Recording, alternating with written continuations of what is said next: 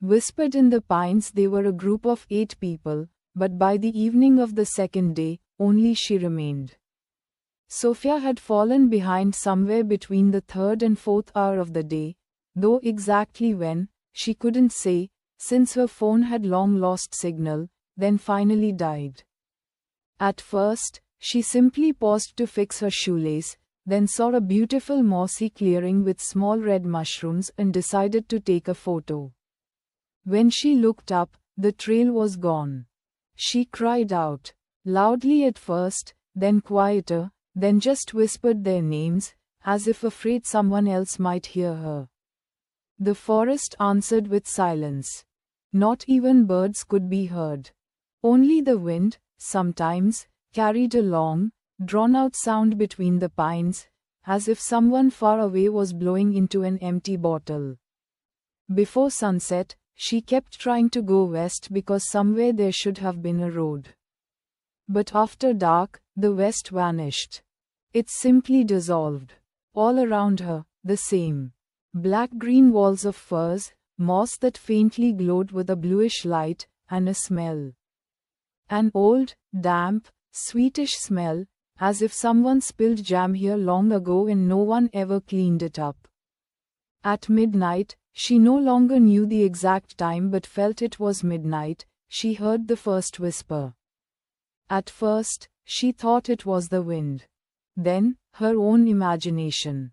But the whisper repeated, again and again, patiently, as if someone was practicing saying her name correctly. Sophia, yeah. The voice was childlike, very thin, and very close. She froze. The flashlight on her phone had long since gone out, but she still clutched it as if it could protect her. The whisper did not stop. It moved. It circled her. Sometimes, it came so close she felt cold breath on her neck. Other times, it retreated 20 meters away, sounding like a little girl sitting on a branch, swinging her legs. Sophia understood the main thing. The one whispering was not trying to scare her. It was just calling, very patiently, very persistently, as if sure she would eventually respond. And then she saw the tracks. Small barefoot footprints on the moss. About size 3132. They ran parallel to her own, but always about 2 or 3 meters away. And never crossed her path, as if someone was walking beside her but dares not, or cannot, step on her trail. She stopped. The footprints also stopped. She took a step back, and the footprints did the same. She sat down on the ground, and the tiny footprints simply vanished, as if the one who left them had just risen into the air. And then, the whisper changed. Now, it sounded from all around. As if dozens of tiny voices were saying her name at different tempos, with different intonations, but together creating one eerie melody. SOF ya ya, SOF ya ya, why aren't you going home? She covered her ears. It didn't help. Then she saw her. Between the firs, about 10 meters away, stood a little girl in a white dress. Very pale. Long hair, wet, pressed to her face. She didn't move. She just stood and looked. And when Sophia involuntarily met her gaze, the girl slowly raised her hand and waved. Not friendly. As if saying, I see you. Sophia turned and ran. She ran, fell, got up, brushed against branches, shouted, cried, and all the while, she heard light barefoot footsteps behind her. They didn't catch up, just followed.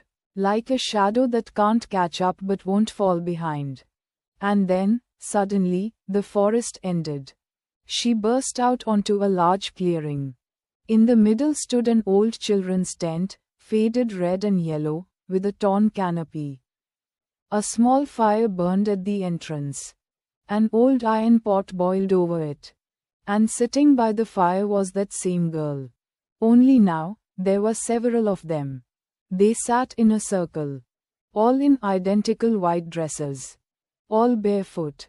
All looking at Sophia with huge, completely black eyes. And all together, softly, they said, "Do you want to play?" Sophia realized she couldn't scream. Her throat tightened.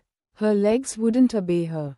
The nearest girl slowly stepped forward, approached her, and extended a tiny cold hand. "Don't be afraid," she whispered. "We're just waiting to be called home. And you're lost too, right?" Sophia felt her hand lift on its own. Her fingers touched the icy fingers. And in that moment, she understood a terrible truth. She no longer remembers what her parents look like. She doesn't remember her friends' names. She doesn't remember why she went on that hike in the first place. All she remembers is that SH's been sitting by this fire for a very long time. Waiting. Whispering into the darkness. Sophia and someone new, just now lost, is already walking here through the pines. And soon, they will be together again. All together. Forever.